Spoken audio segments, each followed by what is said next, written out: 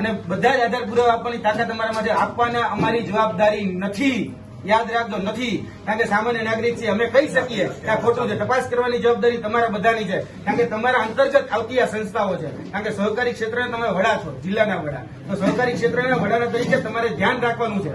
અહીંયા તો પોતાના હગાવાલાને સેટ કરવામાં આવે છે. અહીંથી કેટલા લોકોને સેટ કરવામાં નામ જોતો ને મને કહેજો, હું નામ જોયું તો આપીશ કે આ સંસ્થામાંથી કેટલા 5 જણાને લેવામાં આવી. 5 નામ મારી પાસે છે. હજી વેબસાઇટ ઉપર લિસ્ટ મૂકવામાં નથી એવું, કોને લેવાના કોને નથી લેવાના. પરિણામ મુકામ નથી આવ્યું, મેરિટ યાદી મુકામ નથી આવી. સિલેબસ આ તમે આપ્યું કે આ રીતે અમે ભરતી કરીશું, આ ડિસ્ટ્રિક્ટ કોઓપરેટિવ બેંકમાં આ લાયકાતના આધારે ભરતી કરીશું, તો સિલેબસ ક્યાં છે? આરઆર એટલે કે રિક્રુટમેન્ટ રૂલ્સ ક્યાં છે? રૂલ્સ એન્ડ રેગ્યુલેશન ક્યાં છે? એક કઈ જગ્યાએ આખી વેબસાઇટ છે ફીની માહિતી, બધી જગ્યાએ મેં જોઈ લીધું, કોઈ જગ્યાએ આરઆર નથી, કોઈ જગ્યાએ સિલેબસ નથી. અને તમે તો ચોરી કઈ રીતે કરો? OMR પાછી લઈ લીધી, કોલ લેટર પાછા લઈ લીધા, પ્રશ્નપત્ર સીલ પેક વગરના હતા એ પાછા લઈ લીધા. હવે વિદ્યાર્થીઓ છે, માંદા અરજી કરવી તો કરવી કેમ સમજાવો. માંદા અરજી મારે કોઈ પ્રશ્નમાં ભૂલ છે, મારે અહીંયા કઈ મને વિસંગતતા લાગી, અસમંજસતા લાગી, તો મારે દેવું છે કે ભાઈ ભૂલ છે આ પ્રશ્નમાં, મારો પ્રશ્ન સુધરે એમ છે, તો ક્યાં દેવાનું મારે? કારણ કે આની અંદર તો કઈ લખ્યું નથી સિલેબસ ક્યાં છે. 50 પ્રશ્નનું અંગ્રેજી પૂછો, 50 પ્રશ્નનું ગુજરાતી પૂછો. આવો સિલેબસ કઈ નથી લખ્યું તમે કે આમાં અમે આ ભરતી પ્રક્રિયા આ પ્રકારે લેશું. સ્વાયત્ત સંસ્થા છો ને, હું ના નથી પડતું કે સ્વાયત્ત સંસ્થા, તો સ્વાયત્ત સંસ્થા હોય તો સ્વાયત્ત સંસ્થા નિયમો તો જાહેર કરે. આ ભરતી પ્રક્રિયા સ્વતંત્ર રીતે તમામ નીતિ નિયમોથી વિરુદ્ધમાં છે. કારણ કે તમે ભરતી પ્રક્રિયાની જો વાત કરતા તો ભરતી પ્રક્રિયા નિયમો બધા જ જાણું છું. તમામ પ્રકારના જીપીએસસી, યુપીએસસી, પીયુન, આ ગુજરાતમાં જેટલી એક્ઝામ લેવાય ને એ બધાના રિક્રુટમેન્ટ રૂલ્સ મોઢે છે. પણ આ રીતે તો કોઈ એક જગ્યાએ ભરતી લેવા નથી આવતી. પછી શા માટે ચોરી નથી કરી? તો શું કામ ભાઈ પેપર લઈ લ્યો? શું કામ ભાઈ તમે OMR વિદ્યાર્થીને પાછી લઈ લ્યો? શા માટે તમે એના કોલ લેટર પાછા લઈ લીધા? બહુ પાક સાહેબ કે ઈમાનદારીથી નોકરી કરી તો બધાને દેવા દે ને કે આલ્યો ભાઈ તમારું પેપર, આલ્યો ભાઈ તમારી OMR સીટ, આલ્યો ભાઈ તમારા કોલ લેટર, બધી જ જગ્યાએ તમે અહીંયાથી પાછા લઈ લીધા.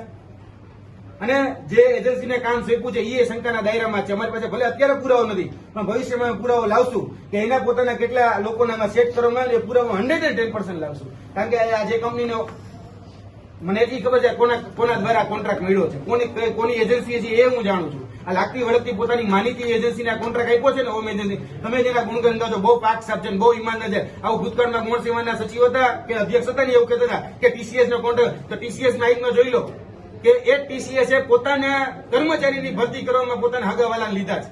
આજે રાજસ્થાન પોલીસમાં એની ફરિયાદ નોંધવામાં આવી કે એને 35 લાખ રૂપિયા દઈને પેપર ખોલ્યું છે. એટલે બહુ વખાણ જેના ગુણગાન ગાવ છો ને એ ગુણગાન ગાવા યોગ્ય હતી જ નહીં. અને આ હોમ એજન્સી જરા પણ યોગ્ય નથી. અમે એના વિરુદ્ધ પણ ફરિયાદ, અમે ક્રાઇમ બ્રાન્ચ જે છે અમદાવાદ ખાતે CP ઓફિસ ન્યાય એમ આપવાના છે કે આને ભવિષ્યના બાળકો જે છે એના બાળકોના ભવિષ્ય સાથે ચેડા કર્યા છે. આ હકીકત છે. અને હું મહેરબાની કરીને કહું છું કે આની અંદર ટોટલી સગાવાદ, ઓળખાણવાદ અને પરિવારવાદ સિવાય ક્યાંય પણ જગ્યાએ નોકરી આપવામાં આવી નથી. આ બધા મહેનતુ વિદ્યાર્થી છે, 1200 પરીક્ષાર્થી ઉમેદવારો હતા. આ 1200 ઉમેદવારોમાંથી એક પણ મહેનતુ ઉમેદવાર ન લાગે એટલે કેવું? અને બધાને અમે લિસ્ટ દેવા તૈયાર થયા, બધા હગાવાલા છે. જોઈ લો આનંદ, હું ખોટું બોલતો હોય ને તો ડાયરેક્ટરના દીકરા, ડાયરેક્ટરના ભત્રીજા, ડાયરેક્ટરના હગાવાલા, કોઈ બહારનું હોય મને કયો, જે ભાજપના પ્રમુખ, ભાજપના ઉપપ્રમુખ, એના દીકરા, એના દીકરાઓને, એના ભત્રીજાઓને, ભાણિયાને લેવામાં આવ્યા છે. જોઈ લેવાની છૂટ છે, કોઈ બહારનું નથી. આ હગાવાલામાં આ જ રીતે નોકરી દઈ ગયો તો કામ કરો ને, ટેન્ડર બહાર પાડો ને, 35 લાખ રૂપિયા જે નોકરી દીધો ટેન્ડર બહાર પાડી દો એટલે વાત પતે. અમુક સહકારી મંડળીઓ સતર્ક થાય કે 35 લાખ રૂપિયા સહકારી મંડળીમાં તો હવે આ રીતે આ જે મહેનતુ વિદ્યાર્થીઓ છે એ તો કઈ આ પરીક્ષાની તૈયારી કરતા તો મૂકે કે ભાઈ હા ભાઈ આમાં મહેનત નહીં લાગે, જોઈને 35 લાખ દેવાની તૈયારી હોય તો લાગે, એક વાર તો 1-2 વીઘા વેચીને લાગે. આ રીતે ભરતી કરવા મતલબ બિચારા રાત દિવસ મહેનત કરી તૂટી જાય છે. કોઈ ગરીબને, કોઈ મધ્યમ વર્ગના દીકરાને જઈને પૂછો. અને અમને ખબર રજીસ્ટર શા માટે જતા રહે, રજીસ્ટરને ખબર હતી કે ભાઈ અહીંયા આવશું એટલે અમારે સાંભળવાનું થાય. પણ કહેજો એને કે તમારા દીકરા, તમારા દીકરી કઈ રીતે પરીક્ષામાં લાગે, પૂછવું એને કે UPSC, GPSC કઈ રીતે પાસ થવાય છે.